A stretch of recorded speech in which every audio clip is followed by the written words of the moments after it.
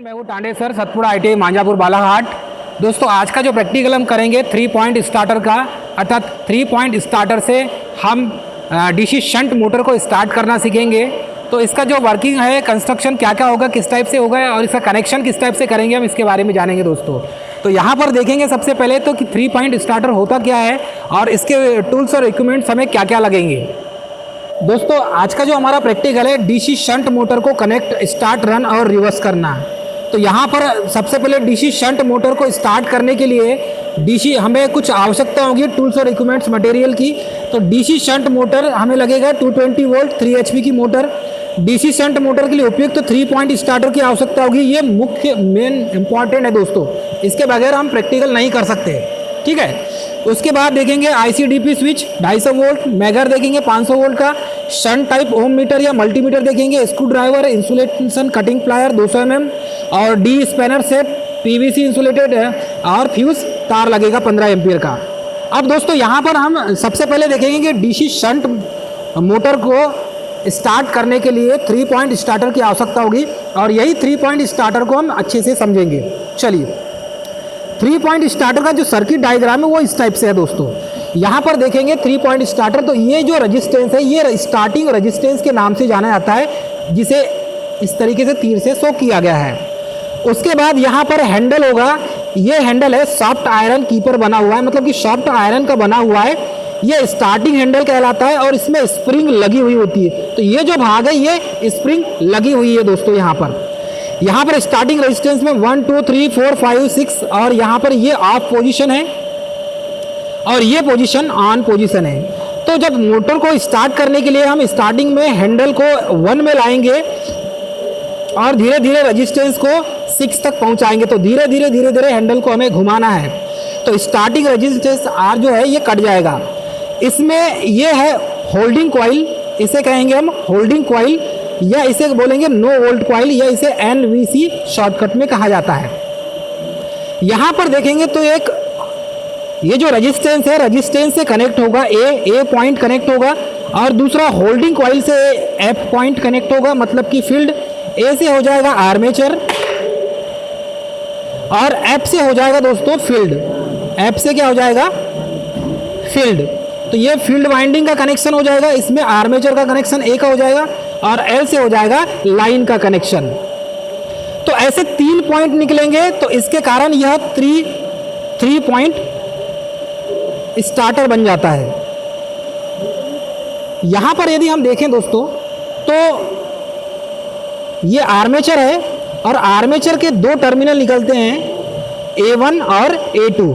तो ये shunt motor के 4 टर्मिनल में 4 पॉइंट होंगे, जिसमें से A1 A2 2 पॉइंट हो जाएंगे और शंट फील्ड वाइंडिंग का E1 A2 2 पॉइंट निकल जाएंगे दोस्तों। तो ये जो फील्ड वाइंडिंग है, फील्ड वाइंडिंग इसे कहेंगे शंट फील्ड वाइंडिंग। तो शंट फील्ड वाइंडिंग का जो E1 टर्मिनल है वो F से जुड़ जाएगा और E2 जो है ये L के माइनस से, मतलब कि सप्लाई से जुड़ जाएगा। और यहाँ पर L का जो पॉइंट होगा दोस्तों, ये पॉजिटिव टर्मिनल, यहाँ पर 220 वोल्ट DC सप्लाई दिया जाएगा। सप्लाई के तौर पर 220 वोल्ट यहाँ पर हम देंगे। अब दोस्तों यहाँ पर ये तो 3 पॉइंट स्टार्टर का कनेक्शन सर्किट डायग्राम हो गया। इसमें A1 और A2 को और E1 और E2 को यहाँ पर पैरेलल में कनेक्ट किया गया है। अब इसी पॉइंट को हम यहाँ पर समझेंगे दोस्तों यहाँ पर सर्किट डायग्राम अर्थात कि सप्लाई किस टाइप से देंगे आप इसे समझेंगे। तो यहाँ पर जब सप्लाई आप किस टाइप से देंगे, यहाँ पर DC शंट मोटर के 4 टर्मिनल निकल जाएंगे, जिसमें से Z1 और Z2 ये 2 टर्मिनल हो गए दोस्तों और Z1 Z2 ये शंट फील्ड वाइंडिंग के टर्मिनल हो जाएंगे और A1 A2 ये आर्मेचर वाइंडिंग के टर्मिनल हो जाएंगे। यहाँ पर 3 पॉइंट स्टार्टर लगा हुआ है। हम क्या करेंगे, 3 पॉइंट स्टार्टर में L, A और Z ये 3 पॉइंट होंगे, जिसकी वजह से L से हो जाएगा लाइन, A से हो जाएगा आर्मेचर और Z से हो जाएगा शंट फील्ड वाइंडिंग। ये 3 टर्मिनल हो गए दोस्तों। हम यहाँ करेंगे लाइन जो है, अर्थात कि 3 पॉइंट स्टार्टर का जो L पॉइंट है, इस पॉइंट को बाहर निकाल देंगे। ये हो जाएगा सप्लाई सोर्स के लिए, मतलब यहाँ से डायरेक्ट सप्लाई आएगा। तो ये L जो पॉइंट हो गया ये सप्लाई के लिए हो गया। इसके बाद यदि हम देखेंगे तो ए पॉइंट, ये ए पॉइंट कनेक्ट हो जाएगा A2 से, अर्थात कि आर्मेचर वाइंडिंग से कनेक्ट हो जाएगा। तो आर्मेचर के वाइंडिंग से कनेक्ट हो जाएगा ए पॉइंट। तो ए पॉइंट को यहाँ पर हमने आर्मेचर के वाइंडिंग से कनेक्ट कर दिया दोस्तों। उसके बाद ये जो है यहाँ पर Z2 को A2 से जोड़ देंगे, तो ये Z2 को A2 से जोड़ दिया जाएगा, या इस टर्मिनल को E2 भी कहते हैं, या ये जो Z1 है इसे E1 भी कहा जाता है दोस्तों। तो ये Z2 टर्मिनल को A2 से जोड़ देंगे। वैसे Z वाला जो है, अर्थात कि इसे हम E कह सकते हैं, या इसकी जगह F भी लिखा रहता है, LAF, Z की जगह यहाँ पर F लिखा होगा दोस्तों, कहीं पर टर्मिनल में F लिखा रहता है। तो ये जो F है फील्ड, ये जुड़ जाएगा Z1 से। तो Z1 से ये जुड़ जाएगा दोस्तों। तो कनेक्शन इस टाइप से करेंगे कि Z का कनेक्शन Z1 से हो जाएगा, A2 का कनेक्शन A से हो जाएगा, और यही जो Z1 है इसका कनेक्शन A1 से हो जाएगा। तो ये मोटर के टर्मिनल बॉक्स का कनेक्शन हो गया। A2 से एक सप्लाई निकाल देंगे लाइन के लिए। तो यहाँ पर जो सप्लाई दिया जाएगा 220 वोल्ट DC सप्लाई दिया जाएगा दोस्तों। जैसे ही यहाँ पर आप DC सप्लाई देते हैं, DC सप्लाई देने पर यह मोटर सीधे सप्लाई देगी स्टार्टर को। स्टार्टर में स्टार्टिंग रेजिस्टेंस कटेगा, और यहाँ पर जो NVC कॉइल होगी यह इलेक्ट्रोमैग्नेट बन जाएगा। जब इलेक्ट्रोमैग्नेट बन जाएगा तो यह हैंडल को अपनी ओर आकर्षित कर लेगा, और आपका जो DC शंट मोटर है वो स्टार्ट हो जाएगी। तो चलिए दोस्तों हम देखेंगे इसे प्रैक्टिकली तौर पर। तो हमारे पास 3 पॉइंट स्टार्टर रखा हुआ है, और 3 पॉइंट स्टार्टर और 4 पॉइंट स्टार्टर का कंस्ट्रक्शन आपको सेम मिलेगा। 3 पॉइंट स्टार्टर में 3 पॉइंट मिलेंगे, और 4 पॉइंट स्टार्टर में 4 पॉइंट मिलेंगे दोस्तों। यहाँ पर ये जो हैंडल दिख रहा है आपको, ये स्टार्टिंग रेजिस्टेंस को काटने के लिए बनाया गया है। मतलब कि इस हैंडल को जैसे जैसे घुमाएंगे तो रेजिस्टेंस कम हो जाएगा। यहाँ पर ये जो दिख रहा है दोस्तों, ये है नो वोल्ट कॉइल, अर्थात कि होल्डिंग कॉइल। इस होल्डिंग कॉइल का काम ये होता है कि ये जो हैंडल दिख रहा है आपको, इस हैंडल में स्प्रिंग भी लगी हुई है। तो ये जो हैंडल है, इस हैंडल को जैसे ही हम यहाँ पर स्टार्टिंग रेजिस्टेंस को धीरे धीरे यहाँ पर हम कम करते हैं, तो ये जो रेजिस्टेंस का मान जब 0 हो जाएगा तब शंट मोटर स्टार्ट हो जाएगी, और ये जो NVC कॉइल है ये मैग्नेटिक फील्ड बना लेगा। और जब ये मैग्नेटिक फील्ड बना लेगा दोस्तों, तो ये हैंडल यहाँ पर चिपक जाएगा, और हमारे स्टार्टिंग जो रेजिस्टेंस है ये कट जाएंगे। तो स्टार्टिंग रेजिस्टेंस के यहाँ कुछ पॉइंट बने हुए हैं, 1 2 3 4 5 6 पॉइंट। तो इन पॉइंट में जैसे ही ये हैंडल टच होता है, वैसे ही रेजिस्टेंस का मान बढ़ाने पर, हैंडल को बढ़ाने पर रेजिस्टेंस का मान कम होते जाता है।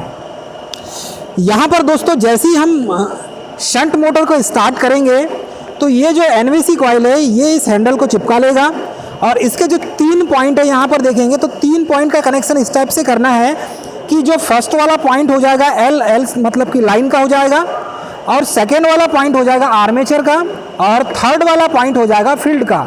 तो थर्ड वाले पॉइंट में फील्ड शंट फील्ड वाइंडिंग को कनेक्ट करेंगे हम। बीच वाला जो पॉइंट है आर्मेचर का, आर्मेचर वाइंडिंग को कनेक्ट करेंगे, और फर्स्ट वाला जो L लिखा हुआ है दोस्तों, इससे हम लाइन को कनेक्ट करेंगे। तो पॉजिटिव टर्मिनल के लाइन को इससे हम कनेक्ट करेंगे। ये जो कॉइल दिख रहा है दोस्तों, ये है ओवरलोड कॉइल, जिसे OLC कहा जाता है। ओवरलोड कॉइल का काम ये होता है कि जैसे ही आप मोटर पे अत्यधिक लोड डालते हैं, तो ये जो ट्रिपिंग प्लंजर है, ये ट्रिपिंग प्लंजर जब अत्यधिक लोड डाला जाता है DC शंट मोटर पर, तो मोटर अत्यधिक करंट लेने लगती है। और जब मोटर अत्यधिक करंट लेने लगती है तो इसमें मैग्नेटिक फ्लक्स ज़्यादा बनने लगता है, चुंबकीय क्षेत्र ज़्यादा बनने लगता है, और चुंबकीय क्षेत्र स्ट्रांग होता है दोस्तों। तो चुंबकीय क्षेत्र के स्ट्रांग होने के कारण यह ट्रिपिंग प्लंजर को अपनी ओर आकर्षित कर लेता है। अत्यधिक करंट होने के कारण, जब करंट का मान बढ़ेगा तभी चुंबकीय क्षेत्र का मान बढ़ेगा। इसमें जो कॉइल होगी उसमें फेरों की संख्या कम होगी और मोटे तार के होंगे दोस्तों। ये ओवरलोड कॉइल की बात कर रहे हैं। और नो वोल्ट कॉइल में NVC में होगा अत्यधिक टर्न, और यहाँ पर बारीक कॉइल मतलब पतले तार की कॉइल का यूज़ किया जाएगा।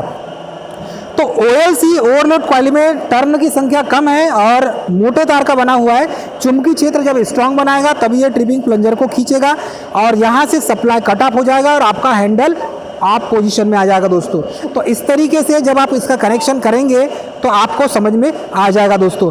हम 3 पॉइंट स्टार्टर और 4 पॉइंट स्टार्टर दोनों का उपयोग कर सकते हैं। 4 पॉइंट स्टार्टर को 3 पॉइंट स्टार्टर बनाया जा सकता है। लास्ट में जो न्यूट्रल पॉइंट है, इस न्यूट्रल पॉइंट को छोड़कर हम 3 पॉइंट का यूज़ करके 3 पॉइंट स्टार्टर 4 इसे बना सकते हैं। तो दोस्तों हमने ये 4 पॉइंट है, इसको 3 पॉइंट बनाए हैं और 3 पॉइंट को इस तरीके से हम कनेक्शन करके दिखाएंगे दोस्तों, और इसे चालू करके भी दिखाएंगे। ऊपर से दिखा,